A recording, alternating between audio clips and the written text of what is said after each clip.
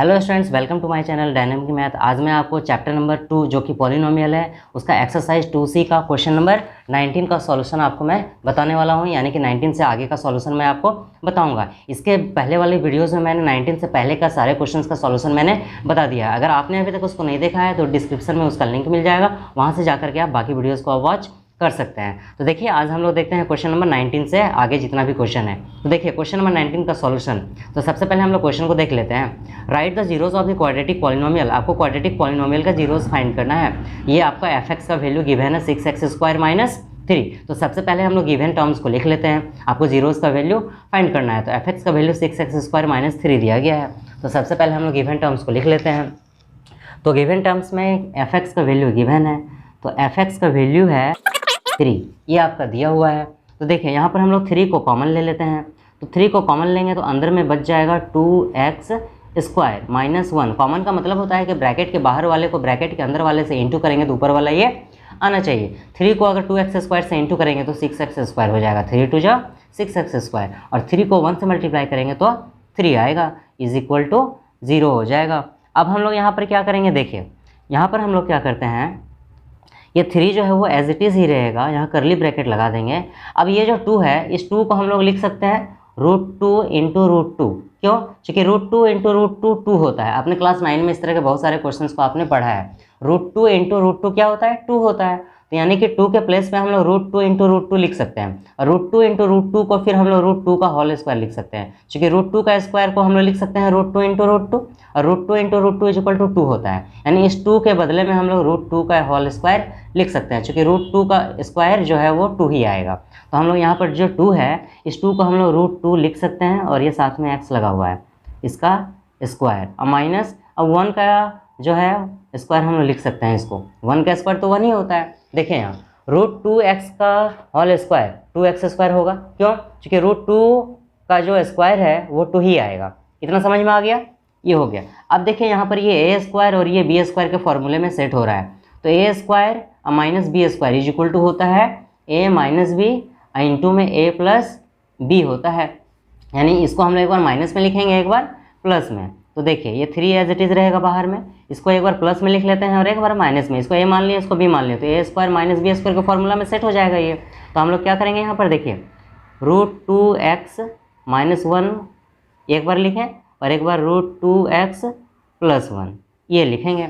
आगे समझ में? अब इसको 0 के इक्वेट कर देंगे, इसको भी 0 के इक्वेट कर देंगे। तो पहले अब देखिए यहाँ पर = में तो 0 है, यहाँ पर ये 3 जो है वो यहाँ पर डिवाइड में आ जाएगा, तो ये 3 खत्म हो जाएगा। तो इससे 3 से हमको कोई मतलब नहीं है। इसको 0 के इक्वेट करते हैं, इसको 0 के इक्वेट हम लोग कर लेते हैं यहाँ पर। तो देखिए सबसे पहले हम लोग इसको लेते हैं, √2x - 1 = 0। 0 के इक्वेट कर दिए, तो √2x - 1 इधर आएगा तो क्या हो जाएगा, +1 हो जाएगा, = +1। तो x = 1 और अपॉन में ये √2 आ जाएगा, यानी x का वैल्यू 1/√2 आ गया। तो इसको हम लोग अल्फ़ा लिख सकते हैं। तो अल्फ़ा का वैल्यू आपका 1/√2 आ गया। अब इसको 0 का इक्वेट कर लेते हैं, √2x + 1 = 0। तो √2x = +1 इक्वल टू किधर आया तो -1 हो गया, और x = ये -1 और अपॉन में ये √2 आ जाएगा।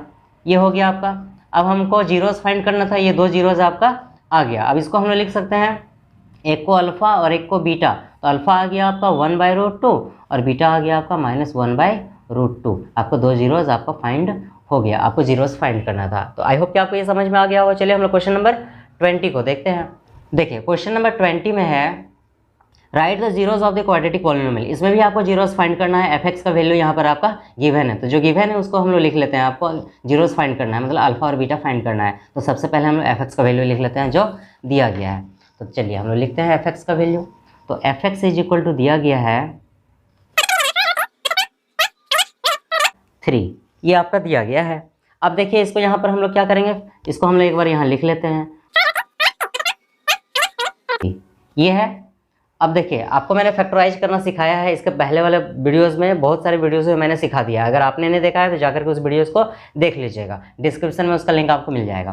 तो देखिए सबसे पहले हम लोग x² के कोफिशिएंट को हम लोग इस कांस्टेंट वाले टर्म से मल्टीप्लाई करते हैं। तो 4 × 2 = 8 और √3 × √3 3 हो जाएगा, तो 8 × 3 = 24 हो जाएगा। यानी इस टर्म्स के साथ में मल्टीप्लाई करेंगे तो 24 आ जाएगा। 4 × 2 = 8 हो गया और रूट थ्री 3 हो गया, 8 3 जा 24 आ गया। अब हम इसको ये प्राइम फैक्टराइज कर लेते हैं, तो ये 12 टाइम्स में, 6 टाइम में, 3 टाइम्स में कट जाएगा। अब हम लोग यहाँ 2 2 जा 4, 4 2 जा 8 और ये एक 3, यानी कि 8 में 3 माइनस करेंगे तो 5 आएगा और 8 को 3 से मल्टीप्लाई करेंगे तो 24 आएगा, यानी 2 टर्म्स मेरे को निकल गया, 8 और 3। तो चलिए देखिए कैसे इसको फैक्टराइज करेंगे। तो सबसे पहले हम लोग फर्स्ट वाले टर्म्स को एज इट इज रहने देते हैं, तो फर्स्ट वाले टर्म्स को हम लोग एज इट इज रहने देते हैं, 4√3x²। यहाँ का जो साइन है वो वैसा ही रहेगा, दोनों में बड़ा जो है वो 8 है, 8 को हम लोग लिख लेते हैं 8x, छोटा जो है वो 3 है तो 3x लिख लेते हैं, यहाँ माइनस लगा देंगे, चूँकि 8x में 3x माइनस करेंगे तभी तो 5x आएगा। और लास्ट वाले टर्म्स में हम लोग कोई चेंजेस नहीं करते हैं, लास्ट वाले को भी हम लोग सेम लिखते हैं, फर्स्ट और लास्ट वाले को सेम लिखते हैं। 8x में 3x माइनस करेंगे 5x आएगा, 8 को 3 से मल्टीप्लाई करेंगे तो 24 आना चाहिए आपका। ये मेरा ये मेरा क्या हो गया, फैक्टराइज हो गया, मिड टर्म स्प्लिट हो गया। अब इसको ब्रैकेट में रखेंगे, इसको ब्रैकेट में रख लेते हैं, 4√3x² प्लस 8x को ब्रैकेट में रखेंगे, माइनस ये 3x माइनस 2√3, इसको भी मैंने ब्रैकेट में रख लिया। अब हम लोग यहाँ पर कॉमन ले लेते हैं, तो कॉमन जो है यहाँ पर 4x को कॉमन ले लेते हैं। कॉमन का मतलब ब्रैकेट के बाहर वाले को ब्रैकेट के अंदर वाले से मल्टीप्लाई करेंगे तो ऊपर वाला टर्म्स आना चाहिए। तो यहाँ 4x को कॉमन ले लेंगे तो अंदर में क्या बचेगा, √3x बचेगा। कैसे देखिए, 4 को √3 से इंटू करेंगे 4√3, x को x से इंटू करेंगे तो x² प्लस यहाँ पर 2 बच जाएगा, क्यों, क्योंकि 4x को 2 से इंटू करेंगे तो 8x होगा, माइनस यहाँ पर क्या कॉमन आ जाएगा, यहाँ पर √3 कॉमन आएगा, क्यों, देखिए यहाँ पर √3x बचेगा। अभी मैंने आपको बताया था √3 को √3 से इंटू करेंगे तो 3 होगा और ये x है, यानी कि √3 को 3x से इंटू करेंगे, √3 को √3x से इंटू करेंगे तो 3x होगा, क्यों, क्योंकि √3 3 होता है और ये x। अब माइनस यहाँ पर प्लस हो जाएगा, बाहर को अंदर से इंटू करेंगे तो ऊपर वाला आना चाहिए, तो माइनस प्लस माइनस, और यहाँ पर √3 कॉमन आ चुका है तो 2 बचा, तो यहाँ पर हम लोग 2 लिख लेंगे। अब देखिए दोनों ब्रैकेट वाला सेम आया है, इसका मतलब सही है, और दोनों ब्रैकेट वाला अगर सेम नहीं आता तो गलत हो जाता। तो दोनों सेम है, दोनों में से किसी एक को हम लोग लिख लेते हैं, तो √3x प्लस 2, अब ब्रैकेट के बाहर में है 4x माइनस √3, 4x माइनस √3। अब इसको 0 के इक्वेट कर लेंगे और इसको भी 0 के इक्वेट कर लेंगे तो आंसर आ जाएगा। तो देखिए सबसे पहले इसको 0 के इक्वेट कर लेते हैं, √3x plus 2 is equal to 0, तो √3x is equal two plus 2 इधर आया तो -2 हो जाएगा, तो x इज इक्वल टू -2 और ये √3 नीचे आ जाएगा। ये आपका एक जीरोस का वैल्यू आ गया जिसको हम लोग अल्फा बोलेंगे। इसको 0 के इक्वेट कर लेते हैं, 4x minus √3 is equal to में 0, तो 4x इज इक्वल टू क्या हो जाएगा, -√3 इधर आया तो प्लस √3 हो जाएगा, और x इज इक्वल टू √3 और ये 4 जो है वो नीचे आ जाएगा। इसको हम लोग बीटा का वैल्यू बोल सकते हैं। तो 2 जीरोस हमको निकालना था, अल्फ़ा और बीटा, तो आपका अल्फ़ा और बीटा आ गया, एक अल्फ़ा आ गया -2/√3 और बीटा आ गया आपका √3/4, आपका 2 जीरोस आ गया। तो आई होप कि आपको ये अच्छे से समझ में आ गया होगा। तो अभी तक चैनल को सब्सक्राइब नहीं किया तो चैनल को सब्सक्राइब भी जरूर कर दीजिएगा। बाकी वीडियोस का लिंक आपको डिस्क्रिप्शन में मिल जाएगा, वहाँ से जाकर के बाकी वीडियोस को आप देख लीजिएगा। मिलते हैं हम लोग फिर नेक्स्ट वीडियो में, बाय बाय।